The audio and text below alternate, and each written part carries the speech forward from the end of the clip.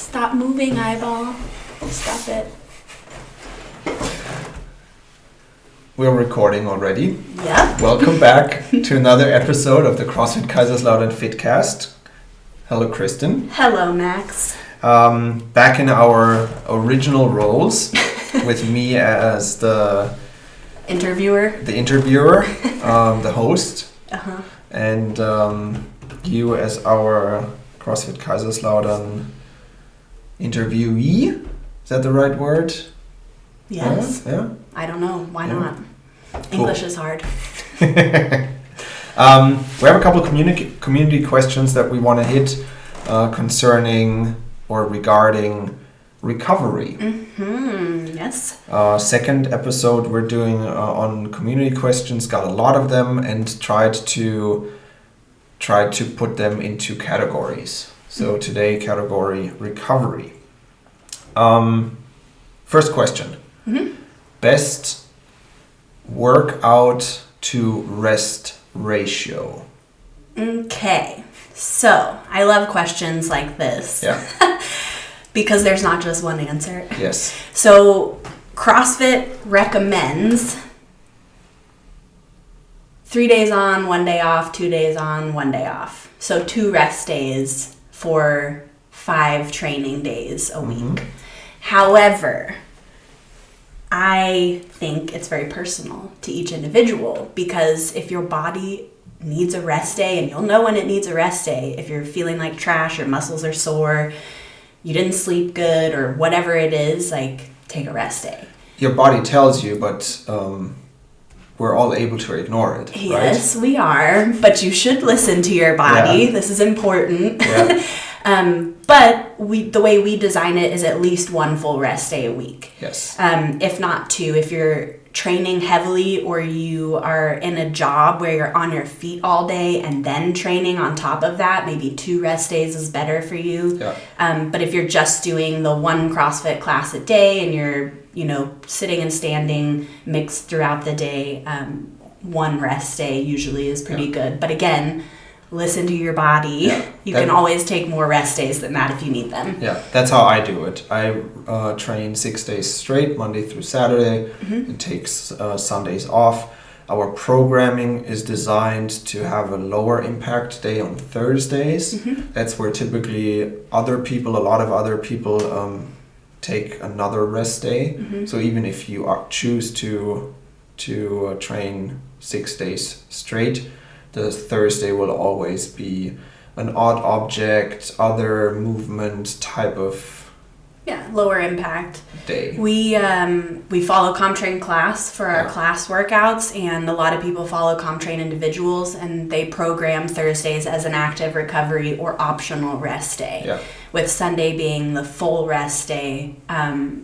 So Thursdays will be like 30 minutes of active recovery, and active recovery meaning a low impact, like bike ride or a run, a nice little run, a hike, something like this, 20 to 30 minutes, nothing crazy.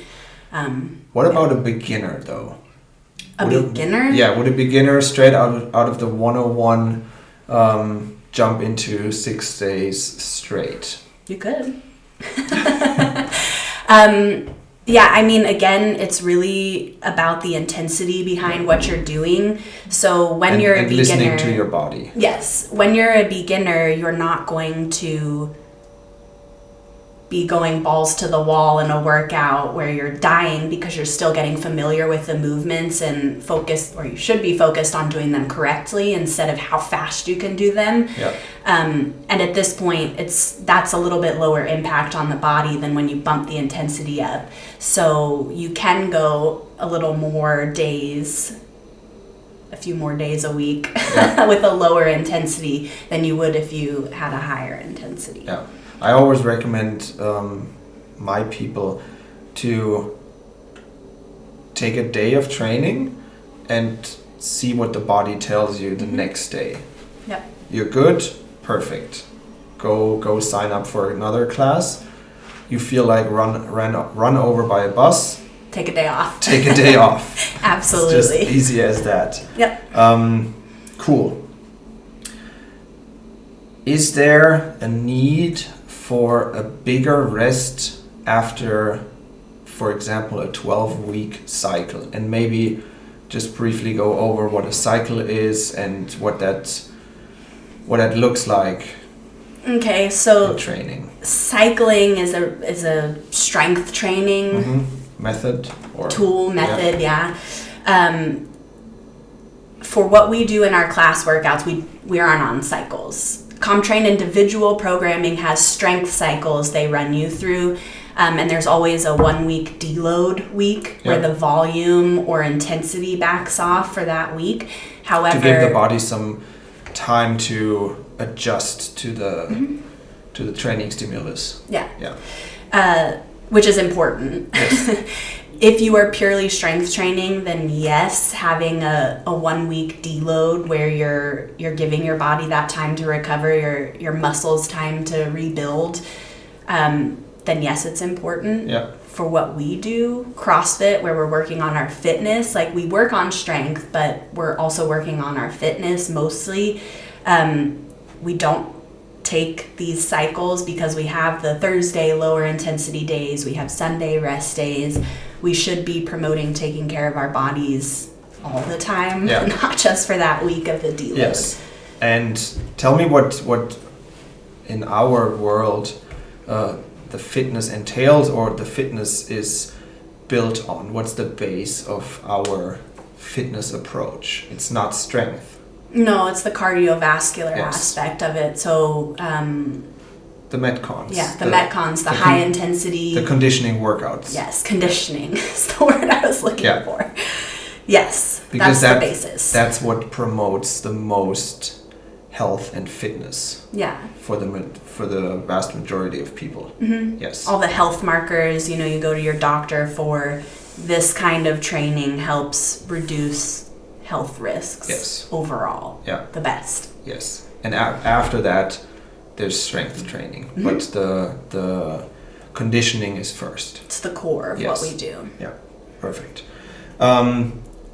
What does a good or a typical rest day looks like? Maybe a typical rest day of Kristen. I was gonna say for me or for someone else. And then what does a good rest day in general could look like? So a good rest day for me looks like not doing a Metcon or strength training, maybe some active recovery, like 30 minutes on the bike, but not all out, just a nice, where I can keep a conversation. Where you can still keep a good conversation while you're moving. So same thing with if I was running, which we all know I hate running, but I've been doing it lately. Wow. I've been working on my weaknesses. So whether I'm running or on a bike, or we like to go hiking a lot because Germany has such great outdoor hiking trails everywhere. And even with the weather being a little crappy lately, it's usually in the forest, so you have cover. It's nice if you dress appropriately. It's still good to get outside. So 100% agreed. For other people, I would say a good rest day would be maybe working on some stretching or mobility, and then doing some light moving. Yeah. 20 to 30 minutes, go outside, take a walk. Yeah. Take your kids, take your dogs, whatever, cats if you want to walk a cat. I've tried, it didn't work.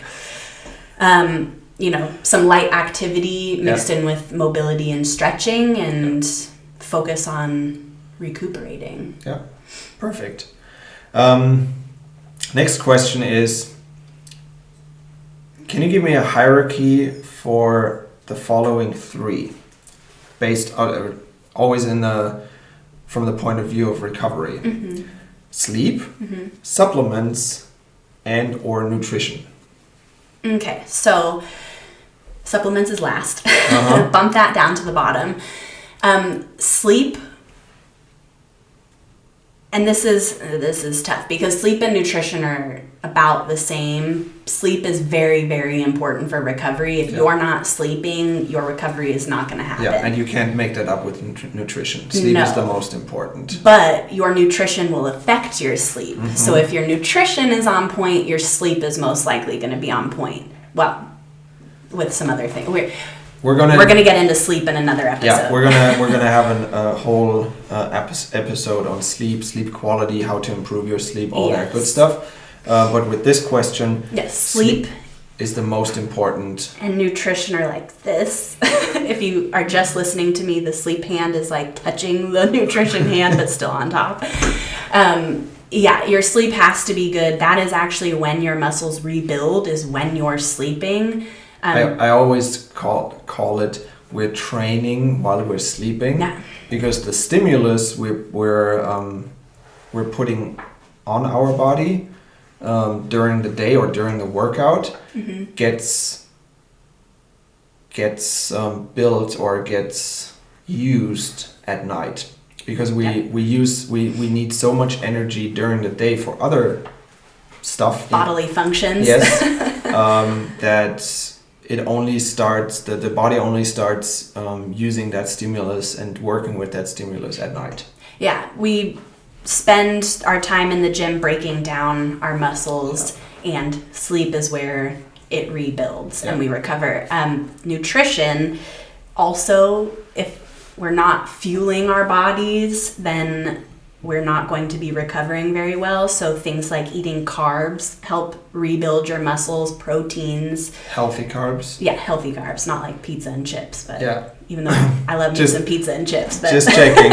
Yeah, the healthier carbs, fruits, vegetables, the whole grains, that kind of thing. And we'll have a whole thing on nutrition also. Oh yeah, so we can go another teaser. Way down a rabbit hole in that one. But yeah, your sleep you have to put an effort in. 7 to 9 hours of sleep is, for grown adults, is ideal, like minimum 7 hours. Yes. And you have to put forth an effort for your nutrition. And if those two things are good, you don't need supplements. You don't need supplements, really. Unless you have gone to the doctor and had blood work done that says you're deficient in vitamin D or whatever, you do not need to supplement those things if your nutrition is on point. If you want to eat pizza and chips every day, then supplements can help you a little bit with that. Not much. We do not recommend it. We don't. We don't recommend that life at all. But some people are about it. But the TV tells me to eat all the supplements. Yeah, we all know every famous person and high-level CrossFitter has the brands they peddle on their Instagrams and whatever's, where they're like, CBD oil, take this supplement, take this protein, creatine, blah, blah, blah. While those things can be useful, if you're not an extremely high-level athlete, you most likely don't need that stuff. If your nutrition is somewhat on point. Yes. Yeah. It's a money pit. It's like throwing your money in the toilet and flushing. Yeah. You could spend it on better things. Yes. Like shoes. Or Lululemon. Oh, Jesus. Yeah. Okay, cool. Can I improve my mobility by just doing functional movements? A little bit. Yes, you can. Yeah. But if you want to see significant improvements in your mobility, you actually have to mobilize and stretch outside of your functional movements. Yes. We should still be stretching and mobilizing before we do our functional movements. That's what we do in class. Yeah. Yeah. We do it in our warm-ups. Dynamic stretching. I'm pretty sure this question is coming from a listener, from a community member that wants to get around the stretching and the mobility work. Yeah. Yes, you can. If you really deliberately and focused do, for example, a squat, you can improve your squat mobility. But it's going to take so much effort and focus that you could basically, stretching and mobilizing would be a shortcut to mobility. Yeah. Instead of focusing on trying to gain mobility through a squat or another. They both take time. Yes. There is no cheat to stretching and mobility besides doing it. But focusing on it obviously is going to be a lot faster than trying to get around it Yes. with just doing functional movements. Yes. Cool. I wish that's how it worked. And as you get older, stretching and mobilizing becomes more and more important. I've learned it myself. It does. You hit 30 and it's like, oops, tack on another 10 minutes to that warm up. 20 minutes every day. Yes. Yeah. Okay, cool. Yep. Let's wrap it up here. We're gonna hopefully see you guys for the next episode. Mm-hmm. Yes. Next episode, we will see you. But I would love for you all to like and subscribe to our channel, follow us so that we can get some more visibility. Yeah, would support us a ton. Yeah. And don't forget, if you have more questions, leave it on the comments or shoot us an email if you're a member, and we'll try to answer everybody's questions. See you next time. Bye-bye.